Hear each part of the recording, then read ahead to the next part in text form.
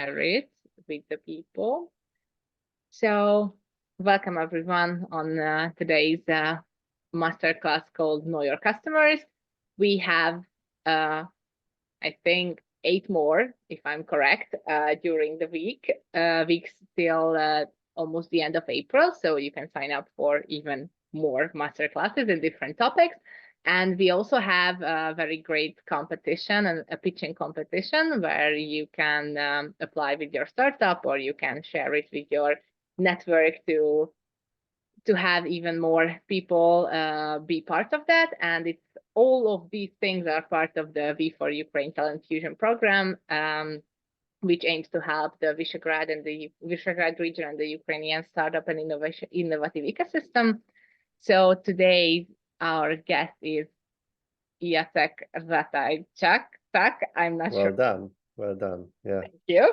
How should I pronounce your name? But I think I did a good job. So thank you. And the floor is yours. Okay. Pleasure. Thanks for inviting me.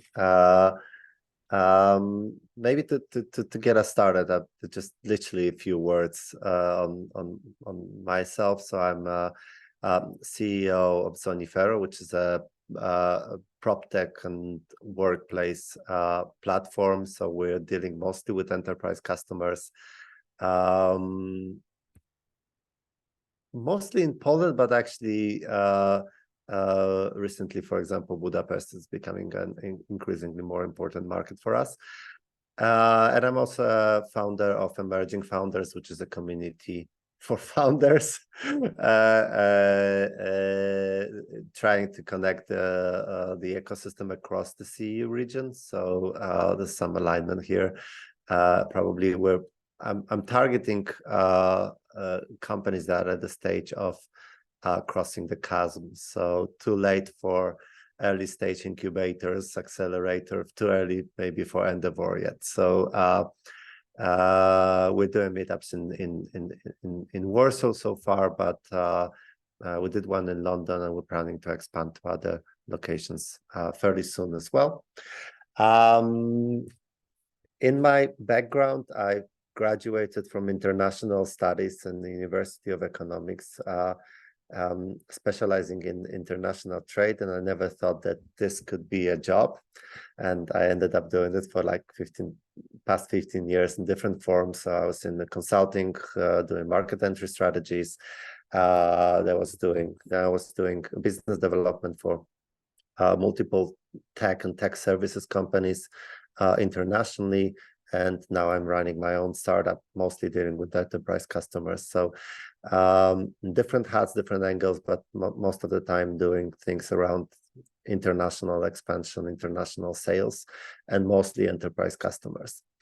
So that would be my my background and my papers to do this presentation. I really hope that since we're not in large number, we can make it a little bit more conversational, because it's not like there's a huge number of people, so just can engage and ask, and let's have a conversation. I'm trying not to make a lot of text on this, so okay, just let me handle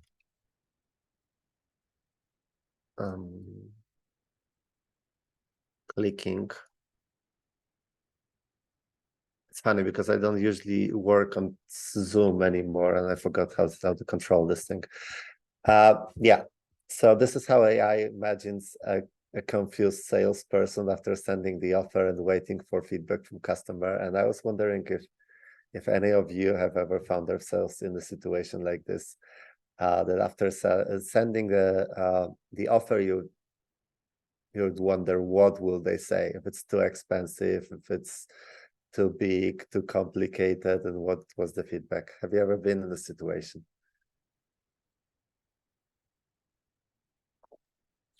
Hey guys. Hello there. Yeah, let me just start then. If no one's talking. So yeah, I'm just founded an email marketing agency for e-commerce shops. I'm always wondering why they actually haven't replied me when I sent out the offer. Probably it's not something appealing to them, or Mhm. maybe it's just, I don't know, maybe they don't take it seriously or something, because I offer a guarantee as well. If you don't deliver the results, we work for free until we get it. So yeah. Okay. So yeah, so it happens, right? You're sending the offer and then there's silence, and you don't know what to expect. Yeah. I think we've all been there. Even myself, I'm sometimes still in this situation. I'm trying not to be too often, but instead, I'm trying to be the guy who sold me solar panels. I don't know if it's like, how's it for you, but in Poland, the guys selling solar panels are a meme. You know, you get like 100 phone calls with people offering this to you, and in the most random situations. But the thing is that I was actually on the market for a solar panel a few years back. I wanted to buy one, but I had a little bit more complicated situation. I had a mountain house, and I couldn't install ones on my roof, which is the most standard way. And you know, I was looking for this, and I had like, I don't know how many people calling me. And there was this one guy who actually sold it to me, right? Out of, I don't know, 50 salespeople. And you know what did he do differently? What? Yes, right. Alexi, you as well. I mean, sorry, we don't have a huge crowd to get involved in this No worries. conversation. I'll be asking you cues as well. So, how did he do it? Was he too kind, or I don't know, too personal, or how he did No, it? no, he took control. He took control. Yeah. That's the No. thing. I mean, nobody, like everyone was coming and asking questions, but not really doing much with those questions. This guy came over. He wasn't from a company that I would normally go for. I mean, he was actually from a company that I was biased against in a way. But what he did, he came over and he told me, yes, it's doable. B, we will design it for you using some whatever tech, satellite images, and so we'll do the design. So don't worry, it's going to be okay. It will work. And he gave me the papers to sign on the first meeting. Very nice.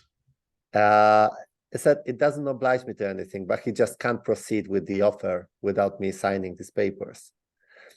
And it might have been pushy, but this was what I needed. I needed a guy to do the job, not a guy who would come over and talk to me, and then another one, and never come back with the offer or come back with more questions that I didn't know the answer to. I wanted somebody to take care of the problem. That was my main challenge about buying solar panels. It wasn't about specs, it wasn't about price, it was about somebody getting the job done. It was the only guy who understood that, and he just got the job done. He took control of the process. So going back to that previous guy, if you're sending an offer and wondering what the response is, it means that you're not in control over the process. And if you're not in control over the process, that means you probably don't understand all or one of these things. So to sell, it doesn't really matter if it's B2C or B2B, although I'm focusing on B2B. To sell, you need to first solve somebody's problem. Sometimes there are different words that you can use for a problem. You know, sometimes it can be an opportunity, not a problem. But even then, to be honest, if you frame it like additional revenue is an opportunity, then you don't need additional revenue if your current revenue is enough. Like, if it's not enough, that's a problem. So to be honest, I prefer framing everything around problems to be solved. It's a simplification. So to sell something, you need to solve somebody's problem. The solution is the value that you're providing. It could be anything. It could be revenue, it could be a compliance issue, it could be inconvenience, it could be cost or waste they have, or whatever else, or lost opportunities they have. That's something that bothers them.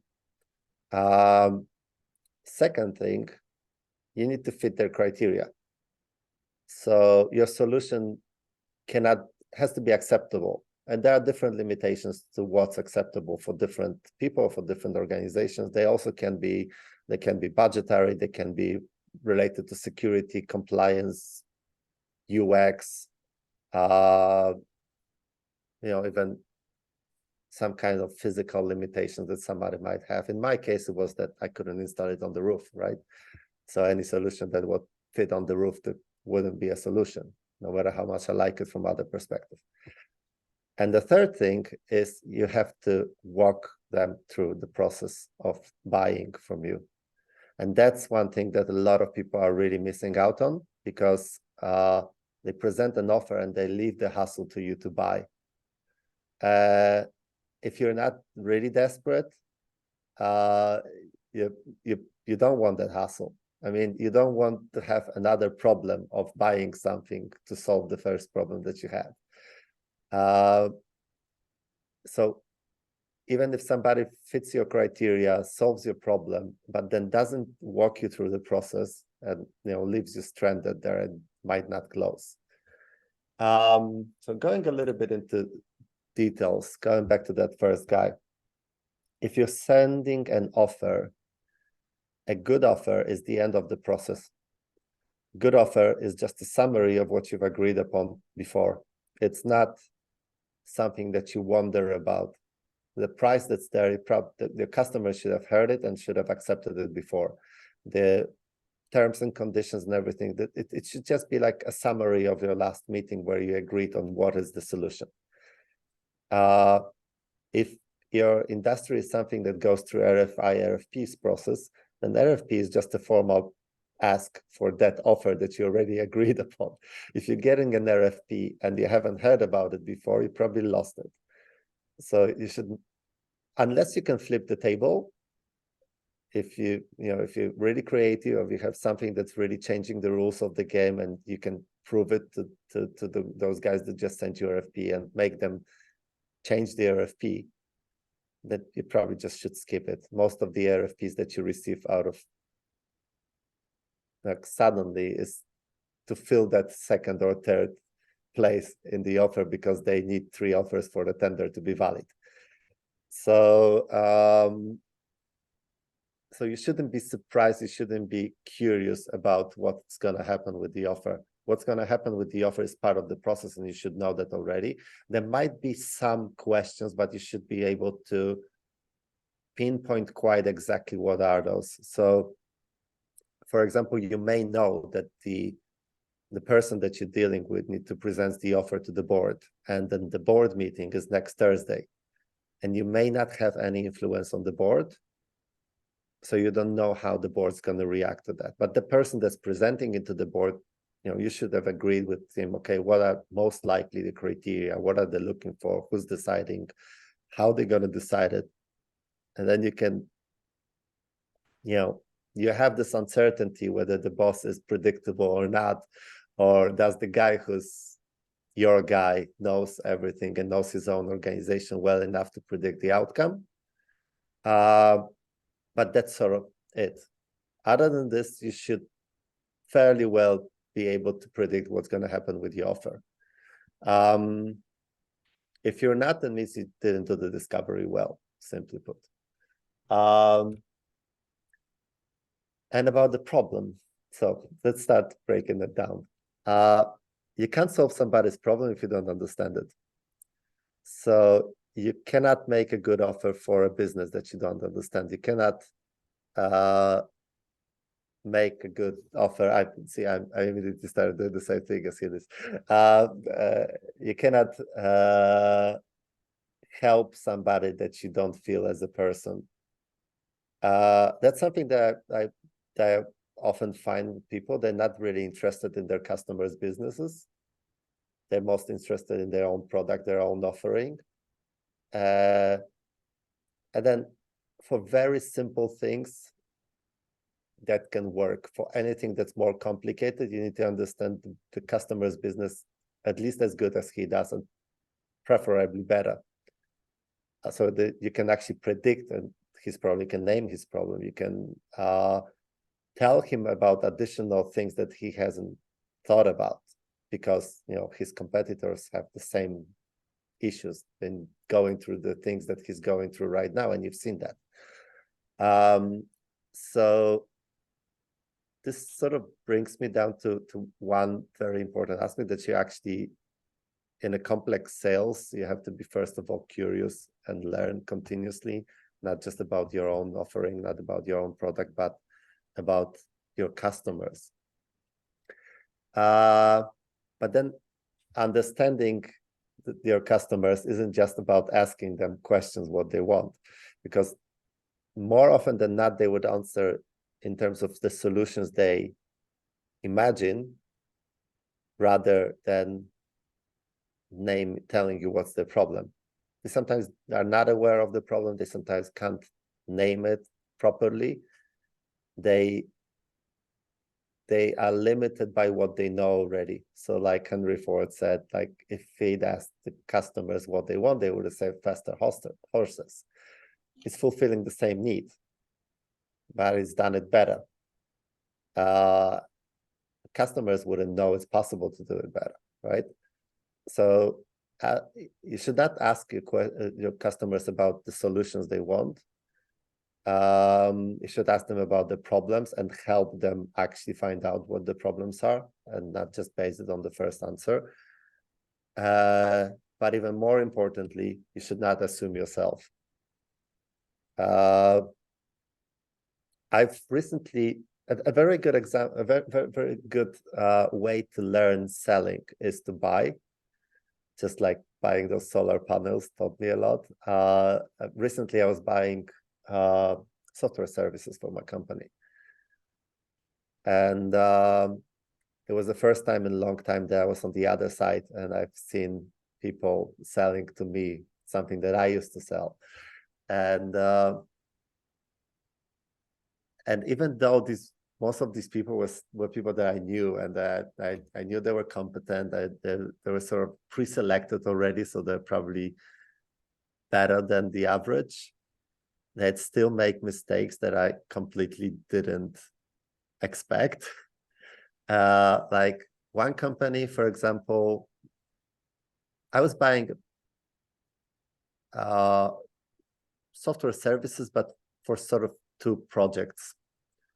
So one of the companies missed out entirely on one of the projects.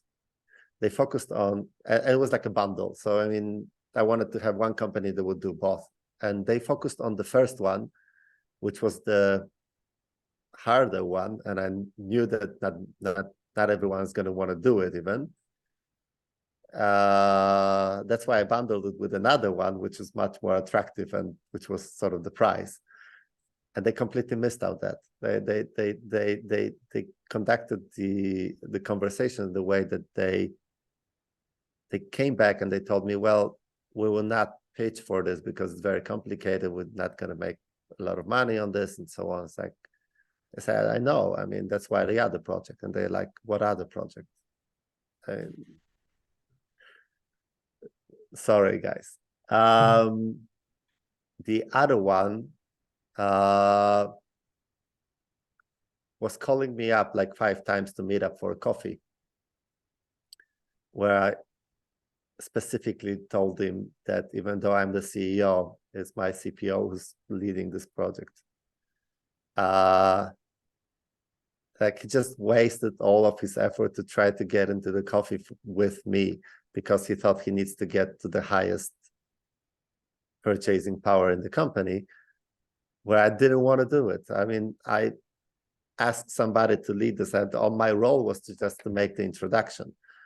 So again, it's the second company that just completely missed out on the whole purchasing process. They just didn't place the offer because they didn't get to meet for a coffee with me. They assumed that since they know me, that's going to be the easiest and most efficient way. It wasn't.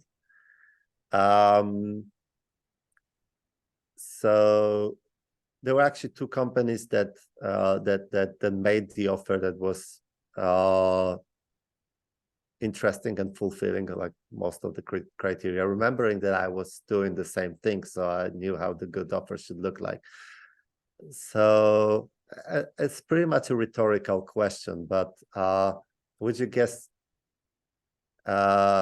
whether the company that won this, say, tender, unofficial, had the higher price or the lower.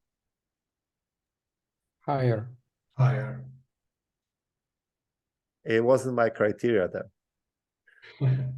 The losing one was 3 times cheaper.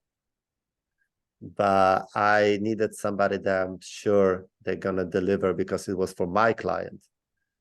And the quality of the offer was the most important thing. And I wanted to make sure that the company that's doing this is gonna understand the customer very well. And how they understood my process was, for me, the best example of how they're gonna understand my customer's process. Because it was literally the purchasing process was the trial task for what's going to happen next.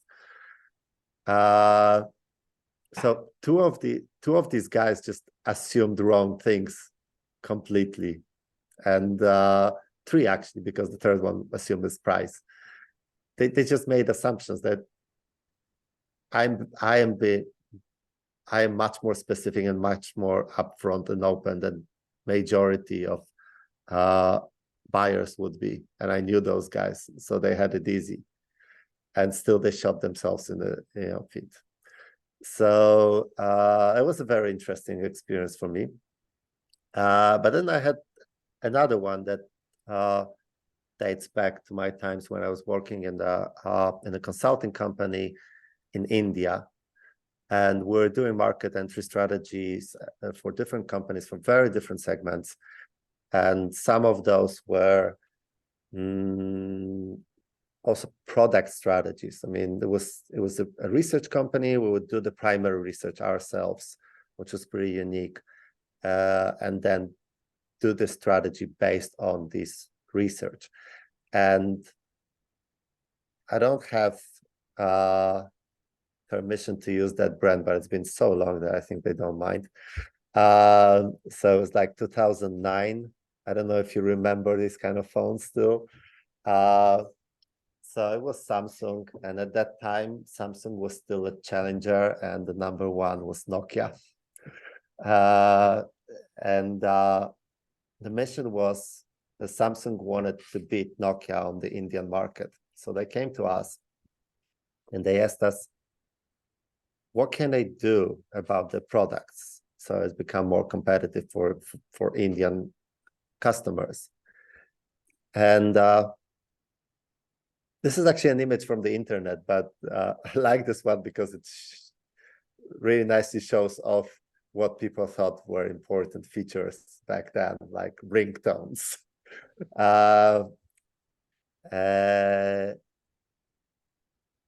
It was a huge research project. I've never seen or heard of anything like this. I don't remember the exact numbers, but it was like tens of thousands questionnaires. We did like, I think 5 or 6 focus groups, about 40 observations where we would observe people during the purchasing process in mobile stores. And the additional few hundred interviews, exit interviews with people who would exit those stores about their purchasing process. So huge numbers. I mean, India's over 1 billion people, so to make it statistically important, you have to have huge numbers. And the findings from it were pretty astonishing. And it's something that, the company I was working with was a consulting company with, MIT, LSE, Harvard, you name it, graduates. I mean, best educated people.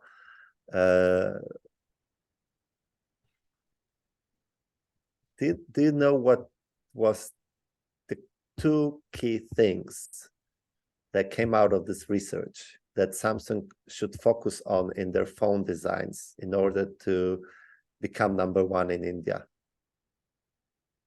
Mind that it's India. This is market specific. So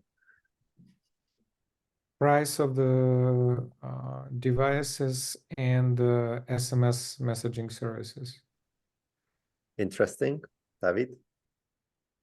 I think internet connection, because I'm not sure if there were any. Yes, 2000. 2009, if I'm not mistaken. Okay. That's why I said SMS. There was internet. There was internet already, but Don't know, bigger screen. okay. I told the story a number of times, and so far nobody guessed. So I'm not going to torture you anymore. So there are two things. One was how loud is the speaker.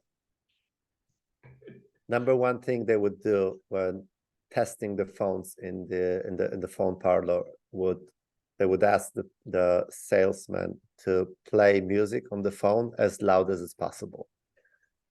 India is noisy, and they talk like this to the phone, right? At least they used to. I haven't been different, so they would talk like this, So correct. and they would listen to music from their phones, in the rickshaw or whatever else. So it had to be loud. So they would literally base their buying decision based on which phone has the loudest speaker. And the second one was how dust-proof it is. Very context-based answers, and non-consultant, and nobody I've ever asked this question to came up with these answers. And it was actually two most important things. And probably if we'd asked like one random customer in India about it in this like more open form, like what would you think is the most important feature of phones, they probably wouldn't come up with, they would go to what they've seen in marketing, saying like ringtones or whatever, but the actual buying decision was different. Again, it was like a very big lesson for me not to assume anything and not to base my judgments, because the reality is sometimes very, very different, and you need to listen and like really listen and be humble to accept what comes out of this listening, in order to be able to propose a solution for somebody. You know this movie, right? Yeah. I totally don't endorse most of the sales techniques that are shown there, but this one is actually interesting because I don't know why, but most of the people actually sell like, not him, but those consultants and those people in the room that he was training, right? They start selling, talking about features of the product, about the price. You don't sell like this. There was actually in the same movie, there was another scene.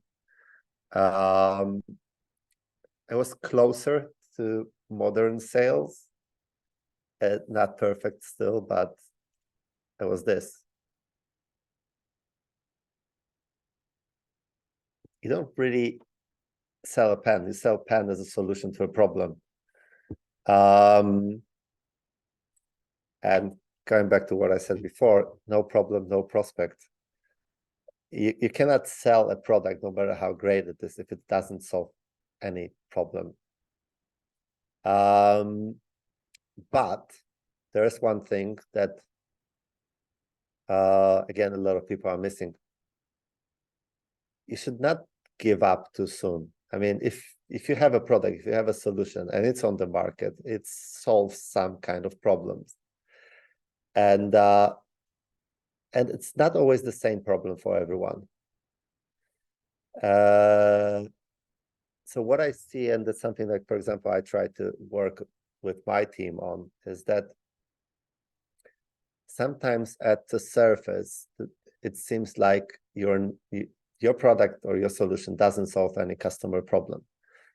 And you can just let it go, close the deal in CRM and move on to the next one. But quite often, if you dig deeper, it's possible that you will actually find that there is a different problem or a different angle to a problem that you can solve with this product. You might need to configure it a little bit differently. You might need to use it a little bit differently. You may need to talk to other people that you're talking to. So yes, if that customer, if that lead doesn't have any problem, you will not sell to him. It's not about, no matter how pushy you are, no matter what techniques you will not sell to him, or if you do, because you trick them, you're going to lose that customer in 3 months' time max. But doesn't always mean you have to give up that quickly, because if you dig a little bit deeper, you may actually find an angle where your solution is a solution to their problem. It's not just the first one that you thought of. So that's like from the customer mapping, is pretty standard map. So you basically need to map your value proposition to your customer profile. So jobs to be done by customers, what they're doing, what they're performing, and how does your product services helps with that. What are the pains, and how is your product and service solves those pains? What they can gain, what they can win, and how is your product helping to make that, right? So basically, this is something that you need to try to map. But actually, I don't know why is this image on this side. It's always from the left. You should start from the customer profile for me. So that's about problems. But then there's the criteria. If you're selling to enterprise customers, they're in the box. The corporation is the box. People are pretty limited in their choices, pretty limited in the decision-making power. And it's not about going higher. I mean,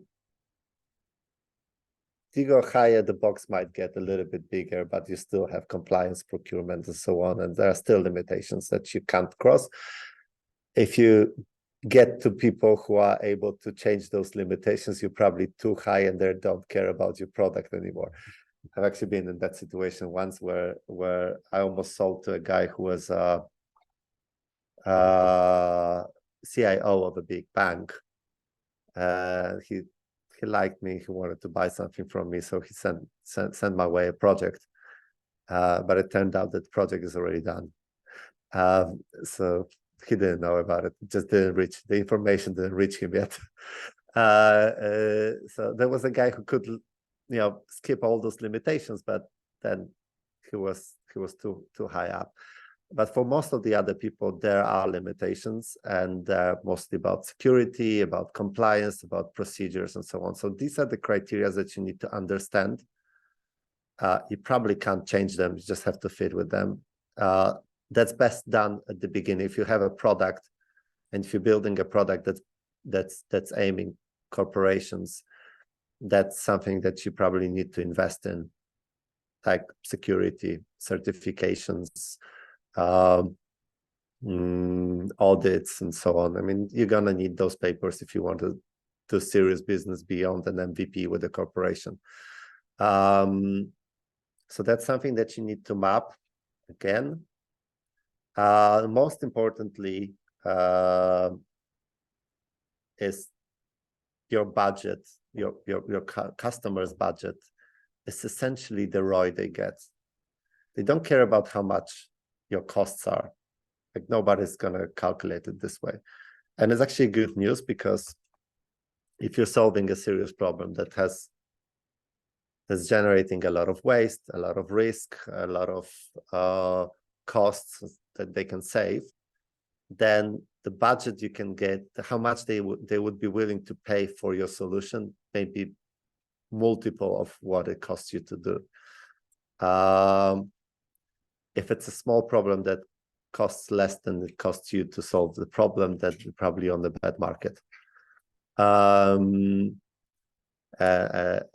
Just not win it unless you can scale it in terms of volume, right? And just sell the same thing multiple times in a very repeatable manner.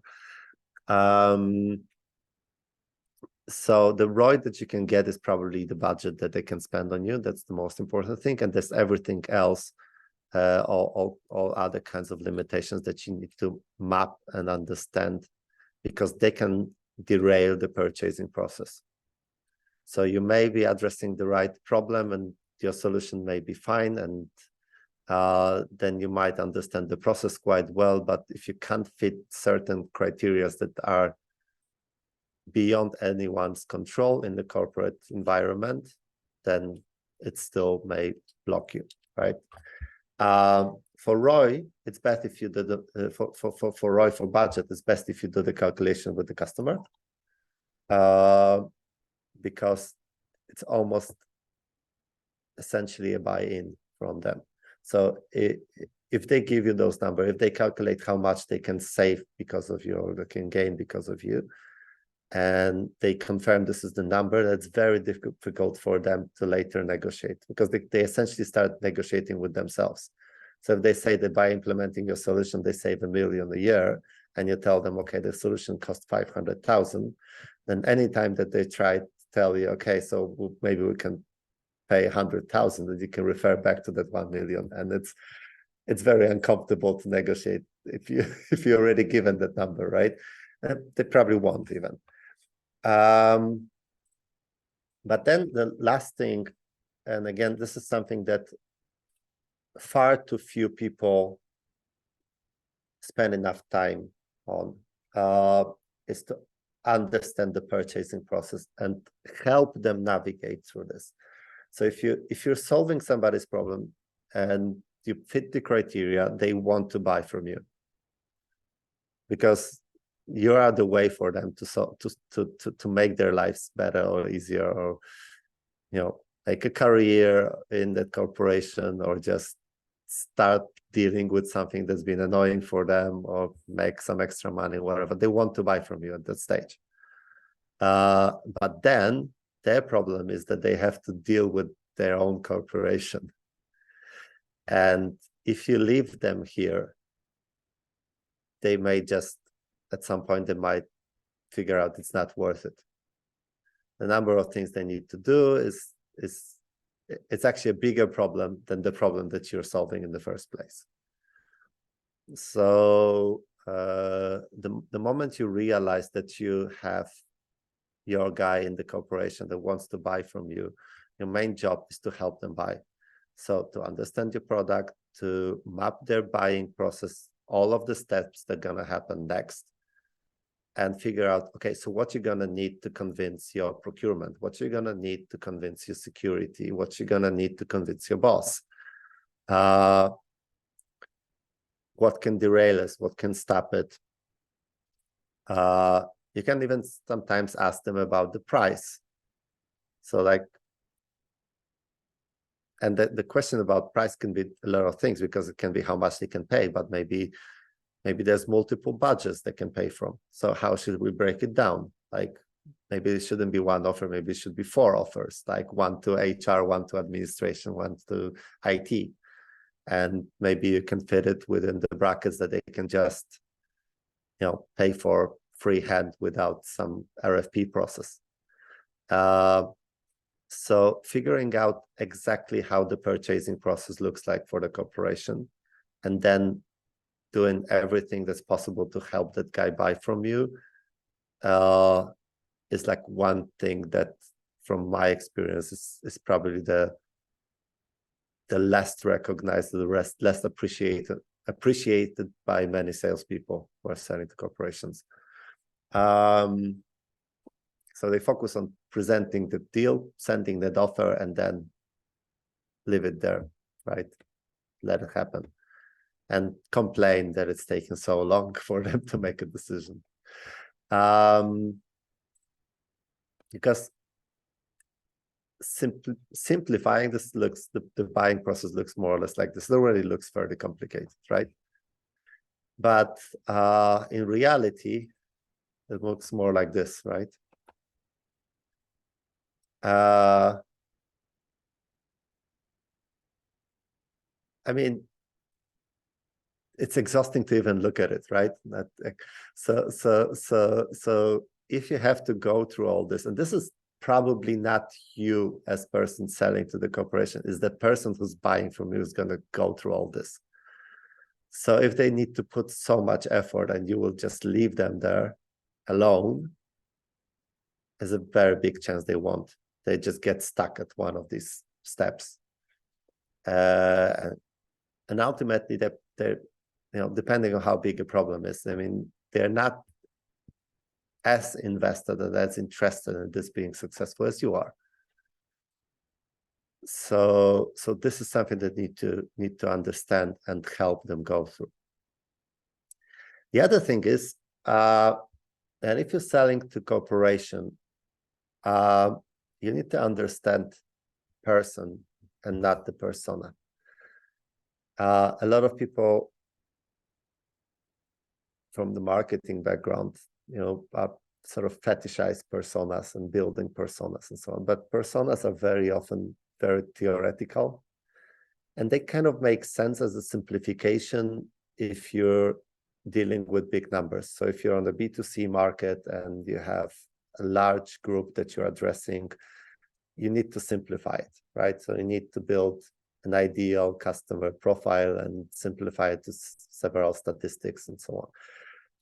But if you're selling to a corporation, you don't have such big volumes. And rather than creating some abstract persona, you need to understand the actual person that's behind that process. There was a very good example in Poland recently, but that's not translatable probably. But there's two TV personalities, like one is very much liberal, modern, and so on. The other one is like extremely conservative. But they were described in a way that essentially from a persona point of view was the same person. Both are writers, both are travelers, both are TV personalities, both are in their 50s, white, male, so on, right? Like, but if you looked at who it was, like you knew they're not going to buy the same thing, they're not going to go to the same places even. But if you simplify it, they're the same persona.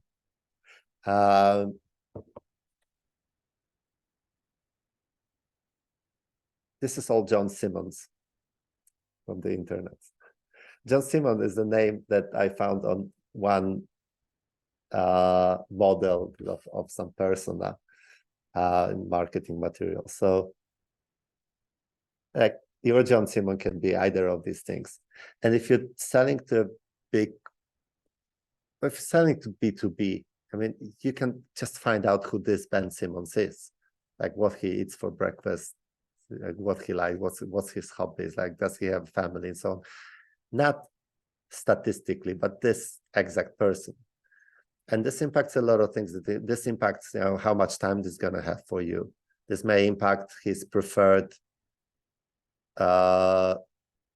communication tools, like whether you're going to talk to him over TikTok, WhatsApp, or post pigeons.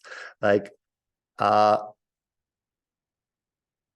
if you know how he looks like, how he talks like, how he dresses and so on, you know that you cannot make a typo in your presentation because that can derail everything, right? There's a lot of small things. You actually target. You're not personalizing like a personalized email. You're actually personalizing as in talking to a real person and taking into account everything that this real person is. And then this person has different roles in the organization and in the buying process. You're always looking for your coach or champion. So you're looking for that person that's going to guide you through the process. That's most likely the person whose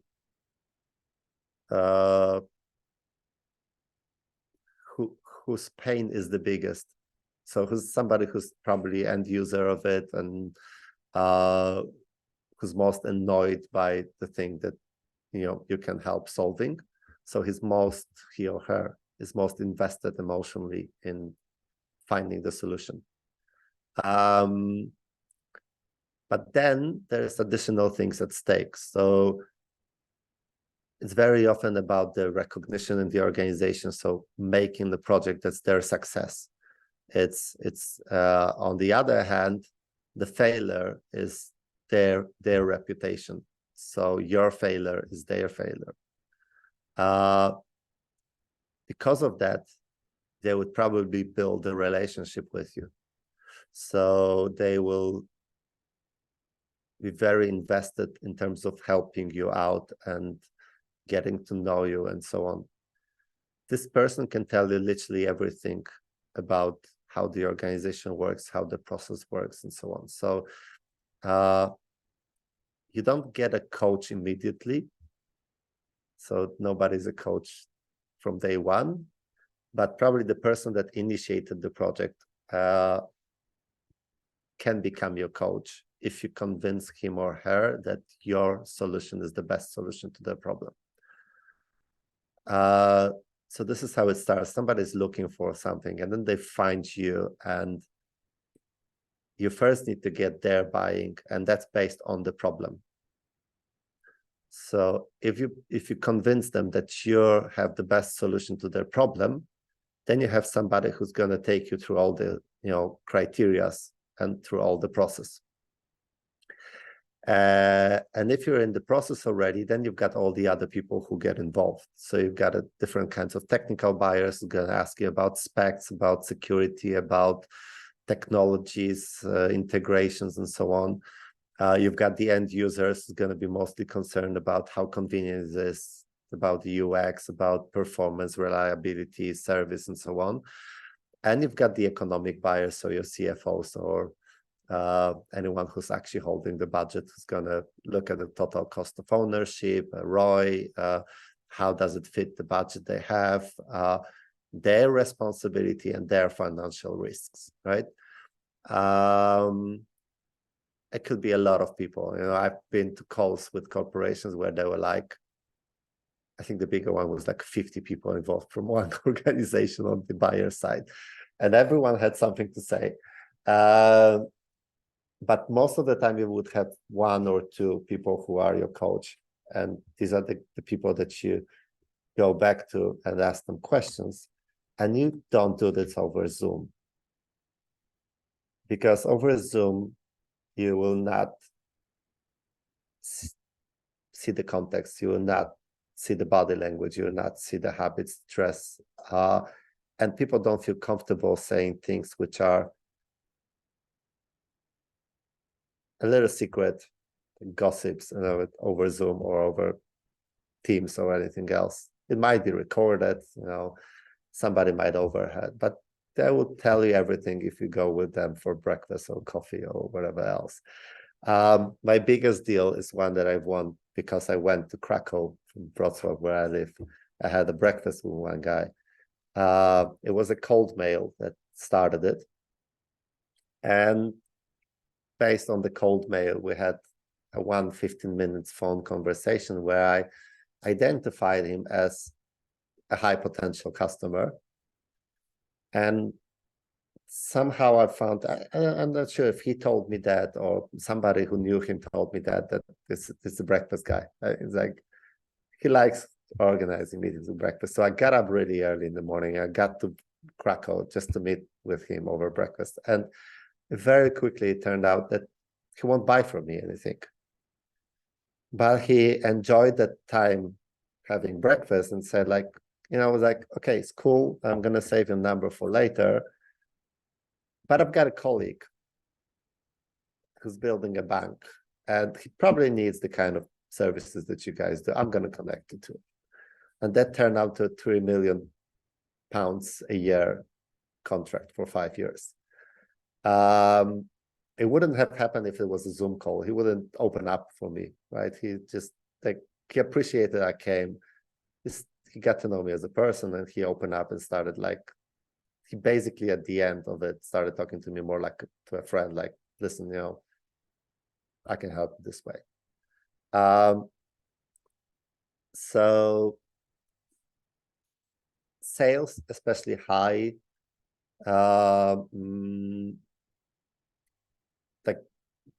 valuable deals are still very personal thing.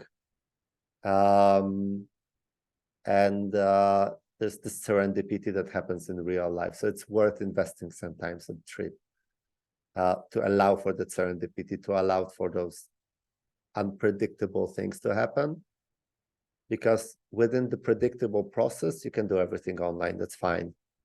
But if you want to explore, if you want to go sort of outside of this predictable process, that live meetings is more important. And that's sort of like everything that I told you about boils down to this. So I think it's not a new world. I think it's been like this always. Maybe you've realized it recently. Sales is not about answering. Sales is not about pitching. Sales is not about demoing. Sales is about asking questions. Because if you don't ask questions, if you don't ask the right questions, you will never know what the problem you can solve. You will never know what the criteria are that going to qualify you. You will never know what's the process and what are the next steps and how you can get control over that process so that you're not sitting there waiting for some kind of answer. So asking questions is sort of the most powerful tool for any person in sales. I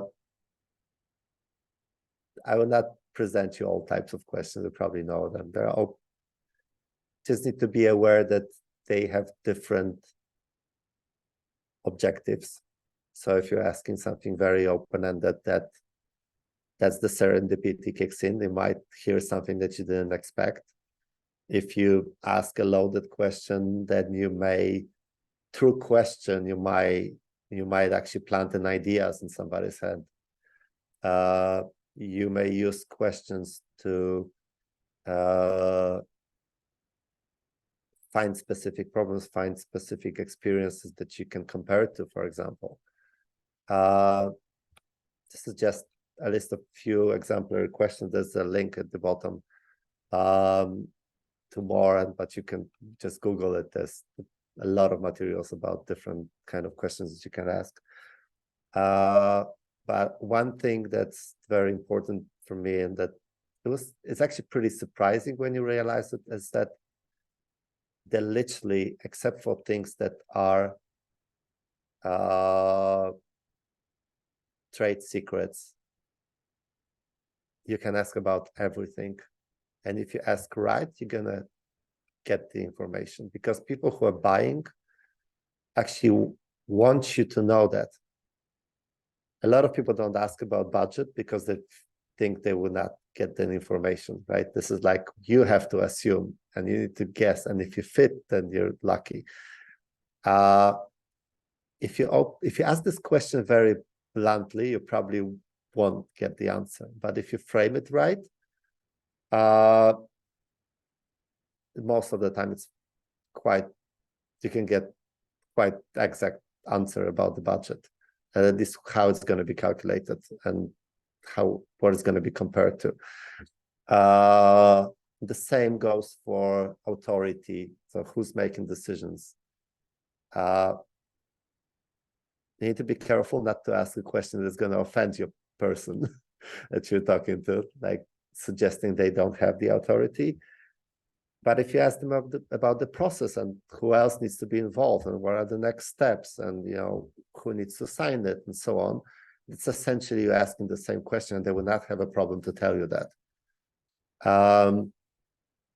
The same for timing, the same for competitors that you're pitching. Again, like you can literally find out everything if you ask the right questions. And then when you're presenting your offering, then you can refer to these things that you find out earlier by asking the right questions. Then you can talk them through case studies that show how you solve the same problem somewhere else, right? You can calculate the ROI based on the numbers they gave you. You can give them social proof of somebody that's very similar to them, or maybe somebody they know or they like. You can reinforce your offering by referring back to their own statements about their decision criteria. So you said that you would buy it if that was like this. Can build rapport. You can build trust and add value. Just give them pro tips, something that they can do better about their business. Maybe using your solution, maybe not, but just give something. So there's very powerful tools that you can use if you understand your customer very well. So how to implement this? As I think it really boils down to like these 4 things. So be curious about the customer business, try to understand it. Make it a habit to ask questions and start with them. So never start a sales call with the presentation, always start it with a conversation. Make a presentation after you already know what they're interested in, not the other way around. Build a process, cadence, and template so that it won't slip your mind. Get a ready set of questions that you ask to every customer and build it into your CRM so that you gather the same data for everyone. And be data inspired, not driven. So don't let data to lock you in. Let it, gather it, analyze it, but see beyond this data. Essentially, selling is caring most of the time. If you show that you're caring about somebody's problems, somebody's experiences, and so on, that you're very likely to be successful. And this is where you can read more about things that I told you, because this is like, I didn't present any particular methodology, but I've been trained in customer centric, like Medic, but there are elements of this in all of these methodologies, and probably many more.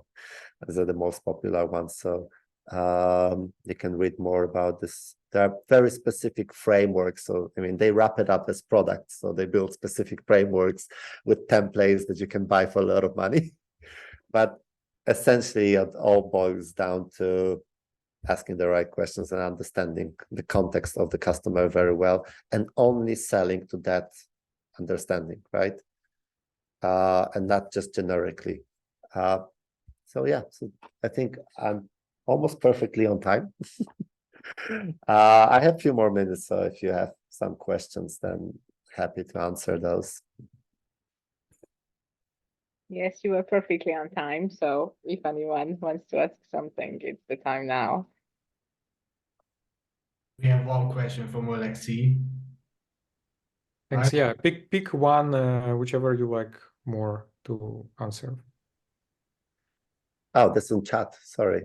I didn't see the chat before.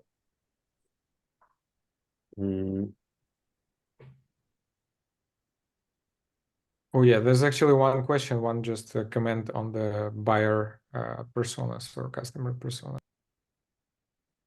Yeah, so for the person or the buyer, there's a few more actually. So there are people, I don't remember the name, how they name it. It depends on sort of which methodology you use. So there's also people who are against, right? But I skip them because they usually actually one of the other personas. So they might be against, or they may not understand, but they probably driven economically or technically or as a user anyway. And in terms of the case of a procurement challenge,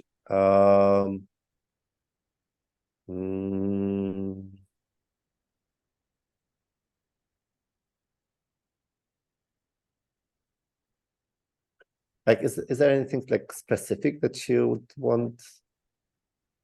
I mean, I worked from the buyer side in a pharma company with my procurement team, and it was usually taking, it was easy basically to buy something from someone who passed the procurement compliance. But if you want to buy something and you haven't passed it, the chances are very low, because it would take you months and a certain amount of money to go through the entire process before you get the right to sell. Yeah, I mean, that's what I said. Like, if you're entering certain market, you need to understand what are the sort of minimum criteria on your market. So if it's medical, it's pretty high. If it's financial services, it's pretty high. Like we did the ISO certification, regularly audited, for example, because I know that speeds up the process a lot, because we would get the security audits for every large customer, and either we go through all of their Excel files or we submit the certificates that we have already, and that speeds it up a lot, right? So, but I would only say that my experience is that if you have a very strong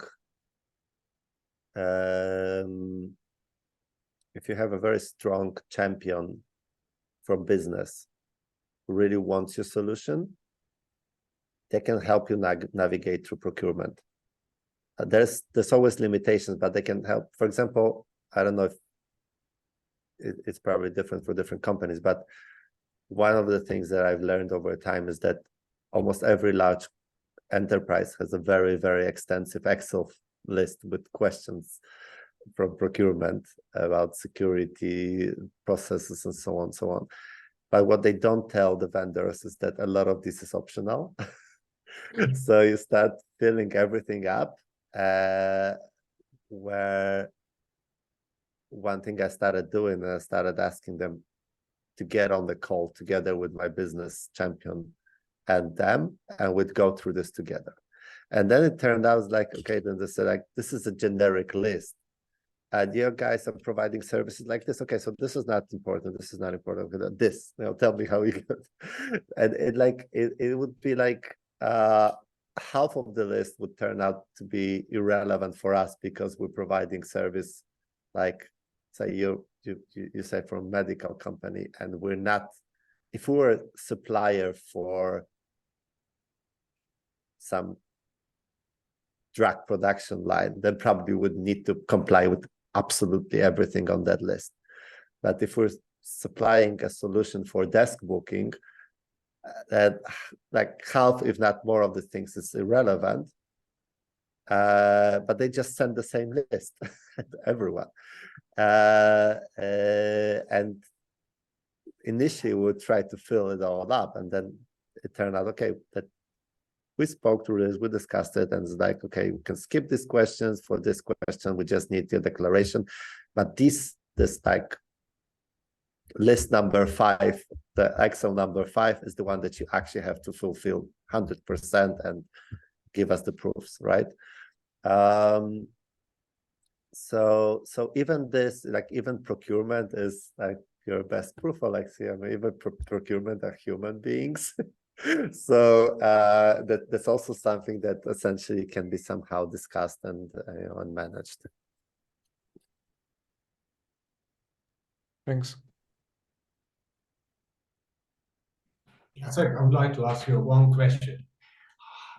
For example, you are on a cold call. How do you get to the point when you can mention that what he eats for breakfast? So you got 8-10 seconds to catch the person's attention at the beginning of the call, but you get the attention, okay, and then after that, how the hell you go into the breakfast part?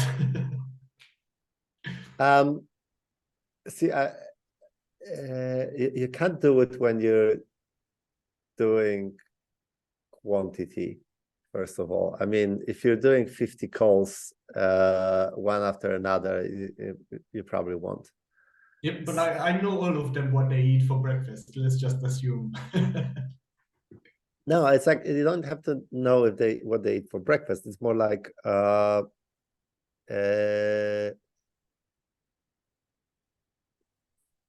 don't usually cold call, but it did happen. But I never. It's almost like with cold call. It's almost like what I said about the offer. I don't cold call. I don't cold mail people that I don't know or that don't predict at least what they're gonna answer.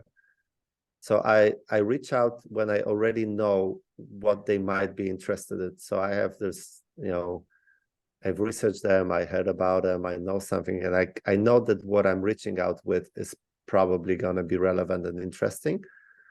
And the style is gonna be relevant and interesting. So if I see somebody is, posting funny content on Twitter, I'm probably try crack a joke. If somebody is very down to numbers, I probably try to come with something very, very quantitative, right?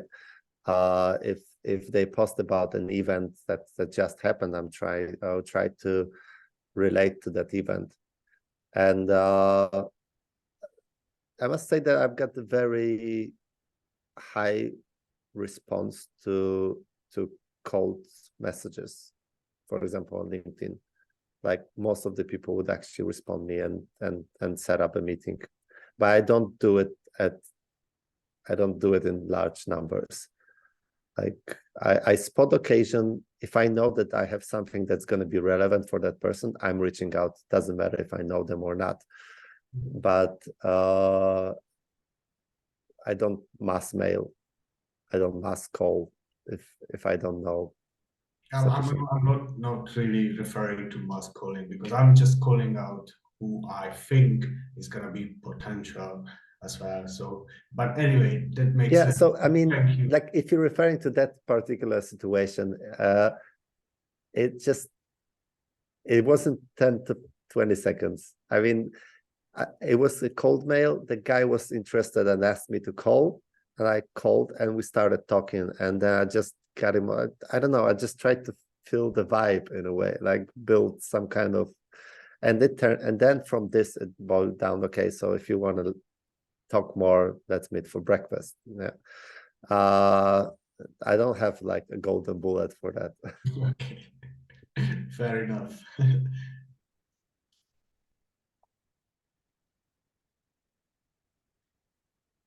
Okay, is there anything else that I can help you guys with? I really enjoyed it. Thank you. Thank you. Me as well. Yes, thank you very much Thanks.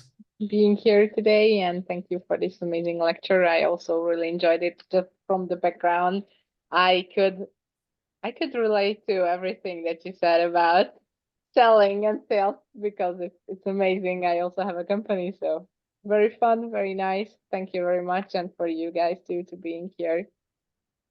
Thank you. It's a pleasure.